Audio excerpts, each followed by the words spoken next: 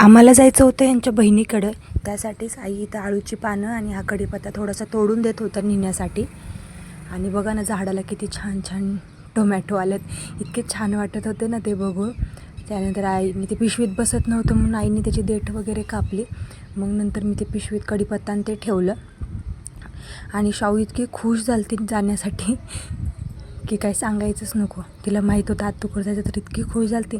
गाडीवर बसलो आणि ते वाऱ्याने तिची फ्रॉक उडत होती, तर तिचं ते कंटिन्यू तेच चाललं होतं की मम्मी माझी फ्रॉक उडते, पकडून नाही का, पकडून ठेव, ते चाललं होतं. तिथं गेल्या मग नंतर आम्हाला तिथून थोडंसं स्वीट्स घ्यायचं होतं लेकरांसाठी, ते घेतलं. आणि तिथं गेल्यावरती काही शाऊ माझ्याकडून आलीच नाही ती येईपर्यंत. आणि ताईंनी तर खूप छान स्वयंपाक केला होता, तो सगळ्यांनी जेवण केलं. आणि त्या इथं नान वगैरे सगळ्यांना गरम गरमच देत होत्या बनवून. इतकं छान मस्त जेवण होतं. नंतर घरी येताना 12 वाजले होते, तर शाऊ गाडीवर बसल्या बसल्या झोपी गेली. आणि मग त्यानंतर आम्ही घरी आलो. चला तर व्लॉग मी इथंच एंड करते.